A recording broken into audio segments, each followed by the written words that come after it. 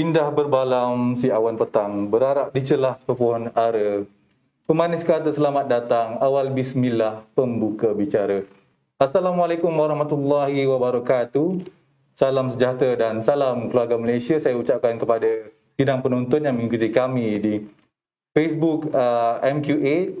Saya Basir bin Zarum selaku moderator Bicara Minda pada hari ini yang disiarkan secara langsung di Facebook MQA. Seperti mana yang tuan-tuan dan puan-puan sidang penonton tahu, Bicara Minda ini adalah satu program yang membicarakan atau mengupas pelbagai topik menarik yang berkaitan dengan pendidikan tinggi, khususnya yang membabitkan jaminan kualiti. Jadi pada hari ini kita akan membincangkan satu topik yang tidak kurang pentingnya, iaitu Kod Amalan Akreditasi Program ataupun Code of Practice for Program Accreditation atau singkatannya COPA. Seperti yang anda semua lihat pada skrin, saya tidak berseorangan pada pagi ini. Saya ditemani oleh panel jemputan kita iaitu Puan Nafisah BTK Kunin, iaitu Pengarah Bahagian Akreditasi, Kejuruteraan dan Teknologi. Apa khabar Puan Nafisah? Baik, alhamdulillah Cik Basir. Berbusana kelabu hari ini Puan Nafisah ya. Okey. Puan Nafisah, jika MQF ataupun kerangka kelayakan Malaysia ialah the very foundation ataupun asas kepada jaminan kualiti di Malaysia, saya boleh katakan COPA ni sebagai tiang seri kepada akreditasi program. Setuju Puan Nafisah? Bolehlah kita. Okey, kalau Puan Nafisah setuju, saya ingin bertanya mukadimah dulu kepada Puan Nafisah. Boleh ceritakan gambaran awal sedikit mengenai topik yang akan kita bincangkan pada pagi ini? Assalamualaikum dan salam sejahtera kepada semua yang telah dapat meluangkan masa untuk bersiaran bersama kita pagi ini. Sedikit latar belakang mengenai perbincangan kita pagi ini. Sebenarnya MQA sebagai badan yang melaksanakan jaminan kualiti pendidikan tinggi negara, kita diberi mandat untuk melaksanakan akreditasi di bawah Akta Agensi Kelayakan Malaysia 2007, iaitu Akta 679. Jadi dari segi proses, kita laksanakan akreditasi sementara ataupun Provisional Accreditation PA, dan juga akreditasi penuh atau Full Accreditation FA, dan seterusnya penilaian pematuhan akreditasi tersebut. Jadi untuk tujuan tersebut, proses, prosedur, dokumen rujukan perlu diadakan. Salah satunya ialah Kod Amalan Akreditasi Program ataupun Code of Practice for Program Accreditation, atau memang kita biasa gunakan singkatannya COPA. Jadi diharapkan dengan adanya Bicara Minda pagi ini, kita dapat berkongsi sedikit sebanyak tentang COPA ni. Okey, mungkin sidang penonton, tuan-tuan dan puan-puan, wakil daripada PPT yang menonton ni, tertanya-tanya, mungkin ada yang tak familiar dengan apa itu COPA. Boleh Puan jelaskan, perincikan apa itu COPA sebenarnya Puan? Dia sebenarnya adalah dokumen standard yang menggariskan keperluan jaminan kualiti bagi satu program secara generik. Dan diterbahagi kepada 6 section. 6 section. Jadi section 1 adalah pengenalan kepada akreditasi program. Ia juga menjelaskan bahawa COPA ni perlu dibaca bersama dengan dokumen-dokumen jaminan kualiti yang lain, iaitu Kerangka Kelayakan Malaysia atau MQF, standard program, garis panduan amalan baik dan sebagainya lah. Section 2 tentang standard dan kriteria yang perlu dipenuhi oleh PTT apabila mengemukakan permohonan kepada MQA. Section 3 adalah tentang format dokumen permohonan MQA 01, MQA 02 dan MQA 04. Dia terpakai untuk semua program kecuali program yang memerlukan penilaian badan profesional yang mana mereka ada format sendiri. Dan Section 4 tentang proses permohonan akreditasi tersebut. Section 5 tentang ahli panel penilai. Dan Section 6 adalah garis panduan tentang laporan akreditasi. Jadi kandungan COPA ni agak komprehensif dan oleh itu dia merupakan rujukan kepada banyak pihak, iaitu MQA sendiri, pihak pemberi pendidikan tinggi ataupun PPT, ahli panel penilai, ATP. Ia juga digunakan dalam penggubalan polisi dan juga dalam penghasilan standard program. Boleh juga menjadi rujukan kepada pelajar jika mereka ingin mengetahui tentang proses kita, dan kita juga mendapat maklum balas yang menjadi rujukan Badan Jaminan Kualiti Luar Negara. Okey, satu perkara yang menarik perhatian saya ialah ia menjadi rujukan dari Badan Jaminan Kualiti Luar Negara Puan ya. Okey, seterusnya Puan, apakah perkara yang dinilai sebenarnya dalam akreditasi program ni? Jadi untuk hari ini kita akan lihat dengan lebih lekat tentang standard dan kriteria di bawah Seksyen 2 yang perlu dipenuhi oleh PPT apabila mengemukakan permohonan. Jadi ianya dinyatakan di bawah 7 bidang jaminan kualiti, iaitu bidang 1 penyampaian dan pembangunan program, bidang 2 penilaian pembelajaran pelajar, bidang 3 pemilihan dan khidmat sokongan pelajar, kemudian bidang 4 staf akademik, bidang 5 sumber pendidikan, seterusnya bidang 6 pengurusan program, dan yang terakhir bidang 7 pemantauan, semakan semula dan penambahbaikan kualiti berterusan program. Jadi semua perkara yang akan dinilai ini kita akan perincikanlah di peringkat PA dan peringkat FA dalam perbincangan kita nanti lah. Dari sini kita juga ingin menjelaskan bahawa KOPA ni dia menetapkan keperluan yang minimum. Kadang-kadang kita mendapat maklum balas standard ni mengekang PPT daripada menjadi kreatif. Tapi sebenarnya ia ke tidak? Sebenarnya tidak. Sebenarnya tidak. Keperluan standard ini adalah minimum dan berdasarkan amalan yang ditanda aras. Dan kita mengalu-alukan amalan baik yang melebihi standard jika PPT ingin berbuat demikian. Jadi Puan, adakah perbezaan ketara antara pematuhan dari segi PA dan di peringkat FA, Puan? Pada amnya standard ni terpakai di peringkat PA dan juga FA dan seterusnya semasa penilaian pematuhan akreditasi. Tapi betul fokusnya akan berbeza dan tahap pematuhan juga berbeza bagi kedua-dua peringkat. Bahagian standard tu akan terpakai dan perlu dipatuhi sepenuhnya semasa peringkat PA. Dan sebahagian lagi adalah di peringkat PA dia adalah dari segi perancangan dan seterusnya pada peringkat PA PT perlu menunjukkan perancangan tersebut telah dilaksanakan dan pematuhan terhadap standard tersebut. Jadi dari segi itu panel penilai perlu membuat verifikasi. Yang ini dibuat berdasarkan semakan dokumen ataupun temu bual dan juga semakan silang lah dengan semua pihak yang terlibat. Jadi di peringkat FA, kalau ada pandangan yang mengatakan proses kita adalah fault finding, tapi sebenarnya tidaklah. Ini kita jelaskan. Kita bukan fault finding tetapi kita fact finding. Oh, bukan mencari salah tapi mencari fakta. Sebab kita bertanggungjawab menentusahkan dan memperakukan pelaksanaan program tersebut memenuhi standard. Okey, apa pula kriteria yang dilihat dalam bidang 1 iaitu pembangunan dan penyampaian program? Boleh Puan kongsikan macam mana di peringkat PA dan macam mana pula di peringkat FA? Di peringkat PA dari segi dokumentasi, PPT perlu menunjukkan mereka mempunyai kurikulum yang mantap. Dia memenuhi kluster pembelajaran MQF, kluster hasil pembelajaran MQF, hasil pembelajaran program ataupun PLO adalah bersesuaian, educational objective adalah bersesuaian. Kita juga akan menilai sama ada program memenuhi body of knowledge dan standard program. Dari segi klasifikasi, dari segi hasil pembelajaran khusus atau CLO, sama ada student learning time mencukupi, nilai kredit bersesuaian, bahan rujukan bersesuaian dan kaedah penilaian bersesuaian, dia selari dengan domain taksonomi yang ditetapkan dan sebagainya lah. Jadi kita akan melihat kaedah penilaian CLO, PLO, PEO dan pemetaan MQF semua adalah bersesuaian. Yang ni terma yang biasa digunakan oleh panel penilai adalah penjajaran konstruktif. Jadi untuk bidang ini juga dalam penghasilan kurikulum, PPT perlu menunjukkan bahawa pandangan pakar telah diambil kira dengan menunjukkan pelantikan dan adanya laporan penasihat luar akademik dan juga industri. PPT juga perlu menunjukkan adanya kepakaran dalaman PPT tentang kurikulum dan program, iaitu adanya ketua program ataupun koordinator program yang dilantik.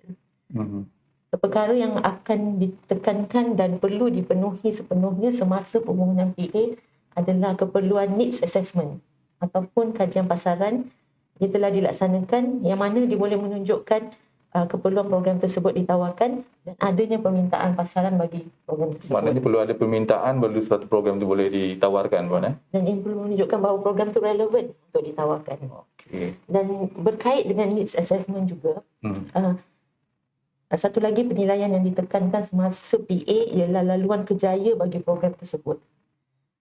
Kecuali program seperti program asas atau foundation ataupun program pra-universiti, semua program yang menganugerahkan kelayakan seperti sijil, diploma, sarjana muda dan sebagainya perlu menyatakan laluan kerjaya dan hala tuju program tersebut. So, kita pun menyatakan bahawa terdapat permohonan bagi program sijil yang mana tidak ada kemahiran spesifik yang diperoleh selepas tamat pengajian. Jadi kita nasihatkan kepada PPT perlu perincikan program sijil tersebut perlu ada laluan kerjaya dan tidak boleh sebagai laluan ke peringkat diploma sahaja. Okey, baik, itu di peringkat PA. Bagaimana pula puan di peringkat FA ni untuk bidang 1 ni? Semasa FA kita akan menilailah sama ada semua yang tengah dirancangkan dilaksanakan dengan baik, sebagaimana kurikulum tu dia akan telah dilaksanakan, sama ada SLT telah dipenuhi, komponen praktikal dipenuhi, sama ada pelajar melaksanakan projek yang bersesuaian dan pelajar melaksanakan latihan industri di organisasi yang bersesuaian dan mencapai hasil pembelajaran program dan juga hasil pembelajaran khusus. Okey, dari bidang 1 kita beralih ke bidang 2 pula. Boleh puan teruskan dengan bidang 2 iaitu penilaian pembelajaran pelajar itu sendiri, puan? Okay. Untuk bidang ni dia berkaitlah dengan bidang 1 tadi. Di peringkat PA ni kita menilai berdasarkan dokumentasi PPT. Jadi PPT perlu menunjukkan jenis dan kaedah penilaian yang akan digunakan tu bersesuaian dengan CLO yang hendak dicapai. Kiranya macam tak bersesuaian tu, panel akan menyatakan sedemikianlah dalam laporan dan PPT akan dinasihatkan untuk membuat penambahbaikan berdasarkan ulasan NPP tersebut lah. Contohnya kalau peperiksaan bertulis mungkin tidak sesuai untuk CLO tentang komunikasi ataupun CLO yang menjurus kepada psikomotor, kemahiran praktikal dan sebagainya lah. Di peringkat PA juga kita akan melihat sama ada agihan atau peratus membuat penilaian keterusan dan penilaian akhir adalah bersesuaian. Kiranya program tu secara kerja khusus, kita akan meneliti jugalah perancangan PPT, bagaimana proses moderasi dan rating akan dilaksanakan, bagaimana tahap kerahsiaan bahan penilaian yang fizikal dan juga yang dilaksanakan dalam talian. Secara online. Seterusnya kalau program peringkat sarjana atau PhD secara penyelidikan, PPT perlu memperincikan proses pemeriksaan tesis, proses viva, dan juga perlu disertakan dengan garis panduan PPT bagi penulisan tesis dan sebagainya. Okey, dalam pada peringkat FA pula bagaimana untuk bidang? Untuk FA, bagi bidang penilaian pelajar, kita akan menilai sama ada hasil pembelajaran pelajar itu tercapai melalui kaedah penilaian yang dilaksanakan. Sama ada penilaian dilaksanakan tu mencapai aras atau tahap yang sepatutnya. Sama ada sijil, diploma, ijazah kedoktoran dan sebagainya.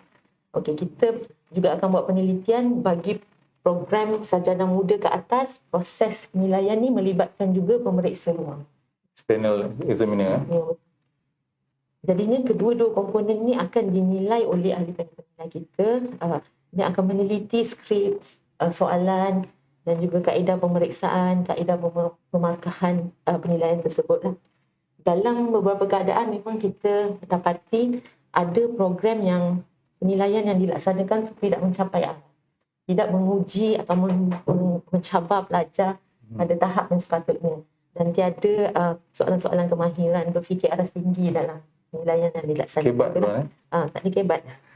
Ini sebenarnya penting dalam pendidikan tinggi. Jadi dalam keadaan sedemikian tu, kita pernah membuat keputusan yang program tersebut tidak dapat diberikan akreditasi penuh. Oh, pernah berlaku sebelum ni? Jadi dan juga kalau program penyelidikan, panel penilai akan meneliti proses viva, laporan pemeriksa luar dan pemeriksa dalam, dan sama ada pelantikan penyeli yang dilaksanakan tu adalah bersesuaian.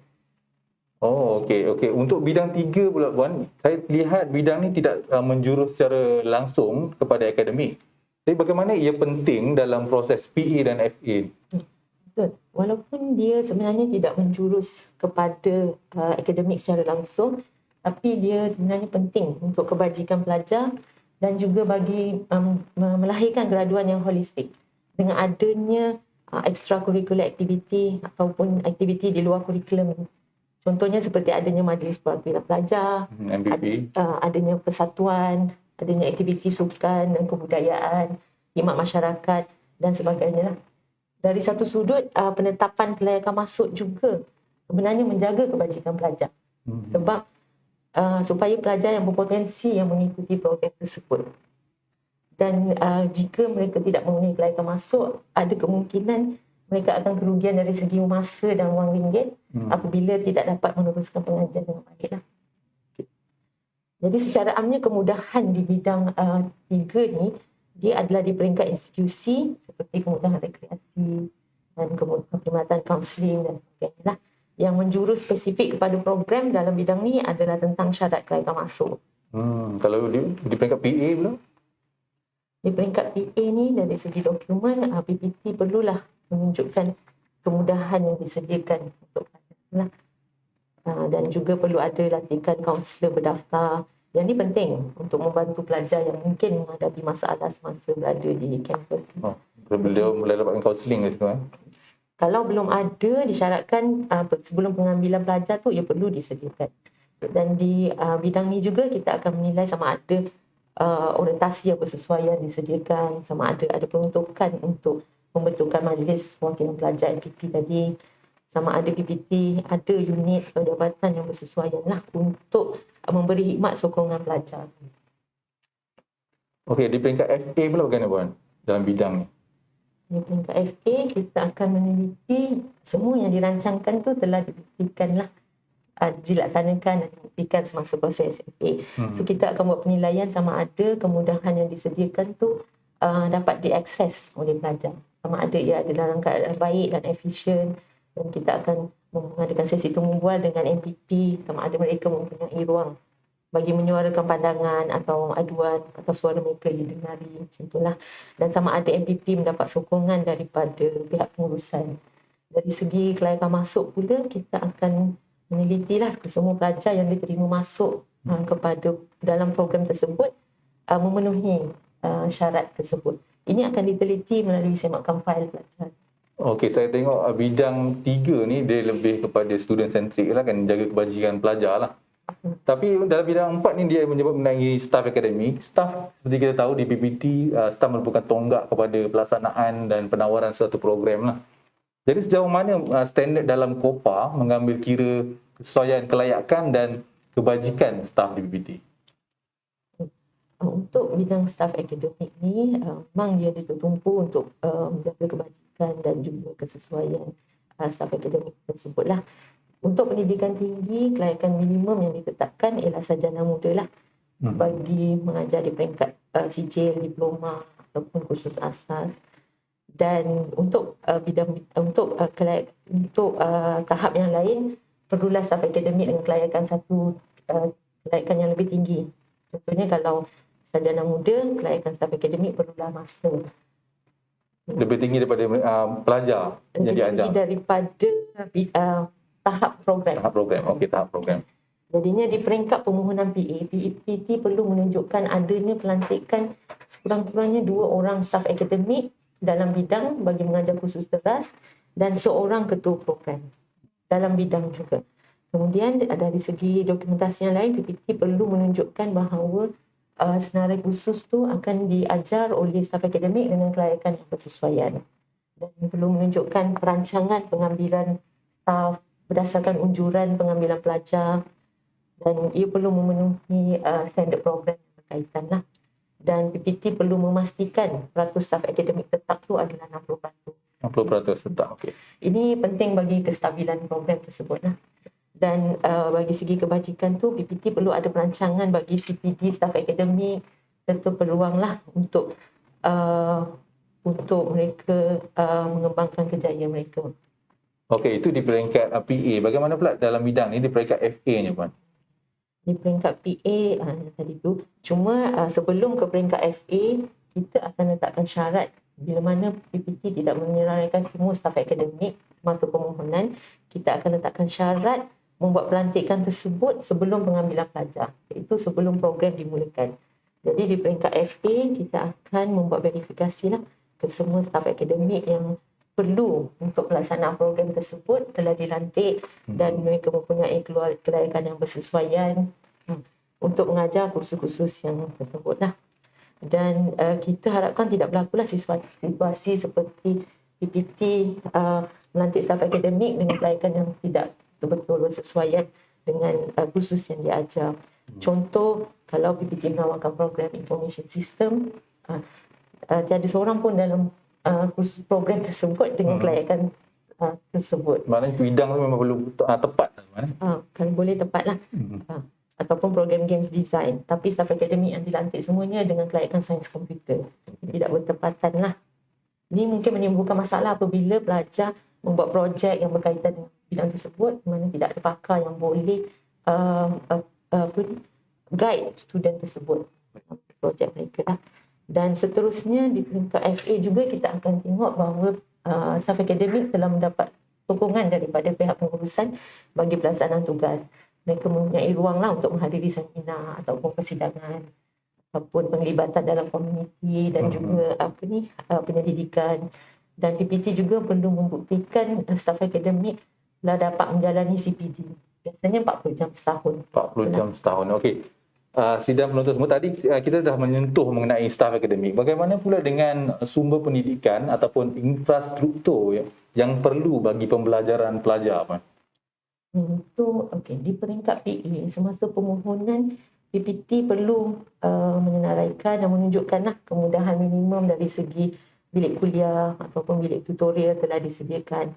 PPT juga telah sepatutnya mengenal pasti kemudahan spesifik bagi program. Contohnya seperti makmal, bengkel, peralatan, makmal komputer, studio, ataupun perisian dan juga program hospitality seperti dapur, mock front office sebagainya lah. Perlu telah dikenal pasti dan disenaraikan. Jika program pendidikan awal kanak-kanak, PPT perlu mengenal pasti keperluannya BBN, patung BBN untuk latihan praktikal. Patung BBN, kalau patung lain tak boleh? Tidak boleh, tidak. Perlu spesifik. Okay. Betul. Kemudian kalau ada sekiranya pembelajaran dilaksanakan secara blended learning, kemudahan learning management system telah disediakan. Dan sebenarnya persediaan kemudahan yang ni menunjukkan PPT sebenarnya telah ada komitmen untuk dalam permohonan tu untuk menawarkan program. Untuk bidang ini juga PPT telah perlu ada kemudahan barang rujukan seperti sama ada hard copy ataupun soft copy lah. Okay. Yang ini selain penyediaan di platform PPT sendiri, PPT boleh juga menyatakan akses kepada permohonan tersebut, kepada kemudahan tersebut jika ia disediakan di organisasi yang lain. Ini boleh ditunjukkan dengan adanya perjanjian kerjasama ataupun MOA. Okay. So, antara maklum balas yang kita terima tentang penyediaan kemudahan ini adalah kekanganlah di pihak PPT untuk menyediakannya sebelum program diluluskan. Jadi untuk amalan kita sebenarnya kita mengambil jalan tengah lah. Di samping kita memahami kekangan PPT, kita juga perlu memahami keperluan jaminan kualiti untuk memberi keyakinan kepada pihak berkepentingan seperti pelajar. Lah. Jadinya PPT perlu menunjukkan mereka mempunyai potensi untuk melaksanakan program tersebut dengan baiklah. Jadinya PPT perlu menunjukkanlah kemudahan minimum tersebut telah disediakan, dan sebahagian lagi dari segi perancangan tu perlu dinyatakan secara terperinci dalam dokumen. Dan ini kita jadikan syarat lah semasa permohonan PA bahawa PPT perlu menyediakan kemudahan tersebut sebelum pengambilan pelajar. Oh, itu ialah syarat ataupun kriteria yang diletakkan dalam PA. Bagaimana pula dengan FA, Wan? Sebelum FA tu kita akan nilai semasa pemantauan syarat PA tu bahawa semua kemudahan tu telah pun disediakan.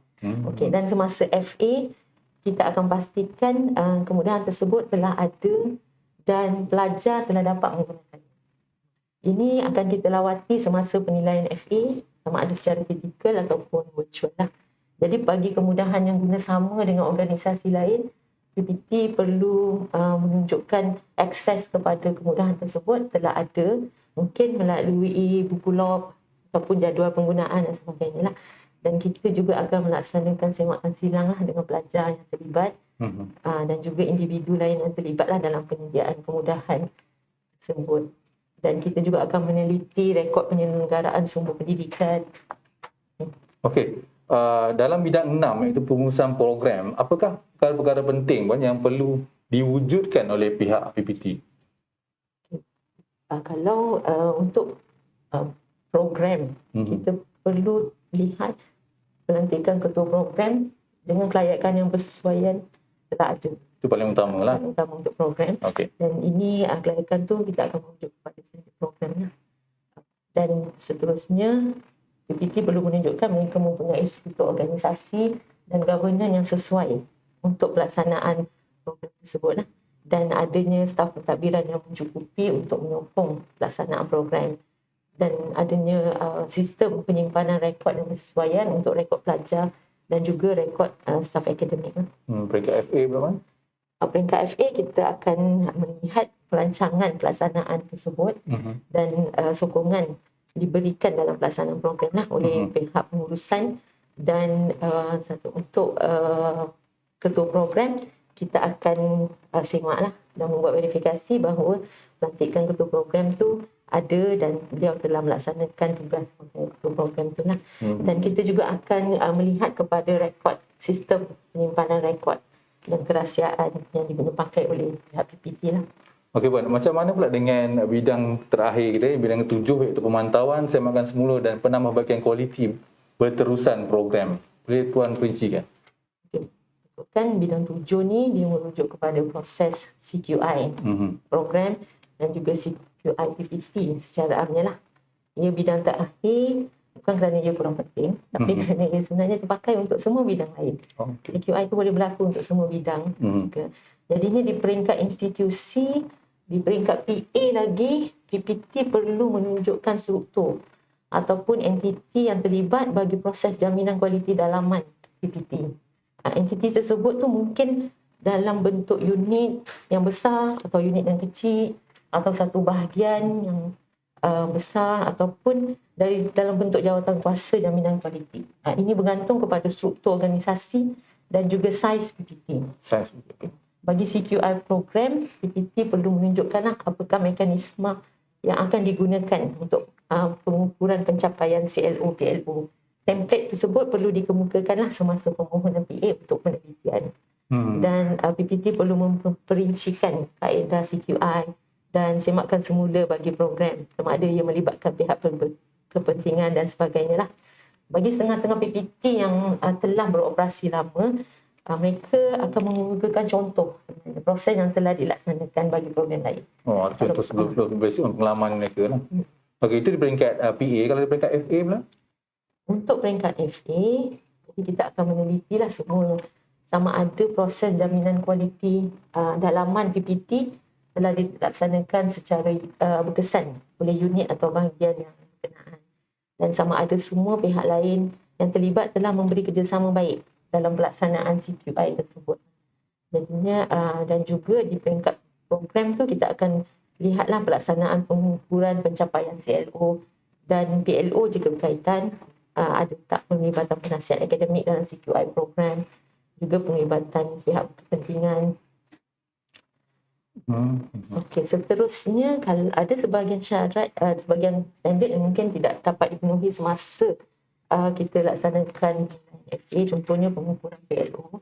Jadi kita akan buat semakan susulan lah untuk semasa pemantauan syarat FA.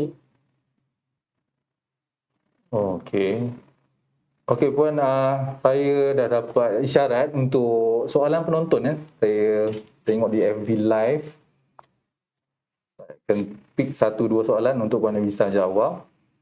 Okey, soalan dari Norli Muhammad Ismail yang berbunyi, Puan, pensyarah kontrak boleh ke dilantik sebagai ketua program? Dia akan sebenarnya bergantung kepada bagaimana bentuk kontrak tersebut. Kalau kontrak tersebut sekurang-kurangnya setahun, kita anggapkan dia adalah staf akademik tetap. Jadi kita akan merujuk semula kepada standard program, apa kriteria ketua program tersebut. Bila kita dah establish yang sebenarnya kalau dia dianggap tetap, dan kita akan tengok pula keperluan standard program sama ada kelayakan bersesuaian dengan berapa tahun pengalaman tersebut. Pengalaman, Kena merujuk balik sebab ada setengah standard program yang menyatakan perlu ada 3 tahun pengalaman dan akademik sebelum boleh dilantik menjadi ketua program. Maknanya dia bergantung kepada program lah. Bergantung kepada program dan bidang tersebut lah. Okey, soalan kedua saya bacakan dari Encik bukan Encik, sorry, Puan Haizum Hazwani binti Hairi. Soalan berbunyi, adakah pihak MQA ada menetapkan grade minimum untuk lantikan ketua program? Grade minimum untuk lantikan ketua program, Puan. Ada MQA tetapkan? Grade minimum tu kalau maksudnya adalah dari segi kelayakan, maknanya kita merujuk balik kepada standard program. Biasanya satu tahap lebih tinggi daripada tahap program. Contoh kalau program itu adalah program tahap sarjana, perlulah ketua program tu mempunyai kelayakan di peringkat ijazah kedoktoran, dan kemudiannya pengalaman berapa tahun tu kita akan rujuk sebab dia berbeza-beza bagi program yang berbeza. Ada yang menetapkan 3 tahun, ada yang menetapkan 5 tahun dan sebagainya. Okey, seperti soalan yang sebelum ni, dia berbalik semula kepada keperluan program itu sendirilah. Okey, satu lagi soalan terakhir mungkin dari sidang penonton yang saya ambil dari FB ni, daripada Cik L. Apakah cadangan daripada pihak MQA untuk menangani isu pensyarah bukan dalam bidang walaupun guru yang ini sudah mendapat kelayakan sehingga ke tahap 5 dari JPK? Dia tanya mengenai apa ni? Ya, isu pensyarah yang bukan dalam bidang. Ini soalan ni, Puan. Kalau bukan dalam bidang, Ya. kalau kita merujuk kepada KOPA dan kita merujuk kepada standard program, patutnya mereka dikatakan tidak mempunyai kelayakan bersesuaian untuk program tersebut lah.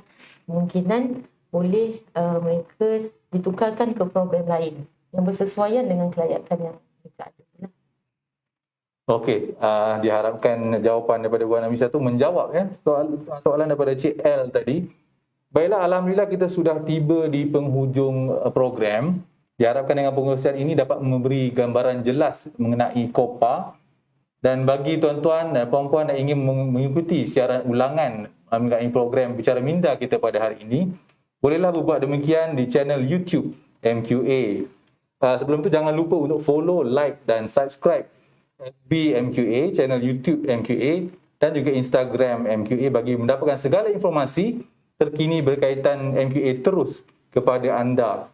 Bagi soalan-soalan yang tidak terjawab dalam sesi kali ini, tuan-tuan dan puan-puan bolehlah terus menunjukkan soalan berkenaan ke portal SPPA di laman web MQA. Okey, tuan-tuan dan puan-puan, untuk makluman MQA sudah mencapai 25 tahun penubuhannya. Dan insya-Allah pada November depan MQA akan mengadakan sambutan Jubli Perak MQA. Jadi nantikan promosi dan hebahan berkenaan dengan sambutan itu dari semasa ke semasa melalui kempen media sosial kami. Jadi alhamdulillah Puan Nafisah, kita secara tak sedar lebih daripada 30 minit kita berbicara mengenai KOPA ni. Ada kata-kata terakhir daripada Puan Nafisah untuk sesi kali ini? Nampaknya setakat ini perkongsian kita. Diharapkan apa yang kita bincangkan itu telah memberi manfaat lah. InsyaAllah. Dan terima kasih kepada semua yang telah sudi untuk bersiaran bersama kita pada pagi ini. Okey, insyaAllah. Terima kasih diucapkan sekali lagi kepada Puan Nafisah dan sidang penonton yang mengikuti kami menerusi FB MQA. Jadi itu saja sekian daripada kami. Saya Basri bin Zarum dan ini Bicara Minda. Jumpa lagi dalam sesi yang akan datang. Assalamualaikum.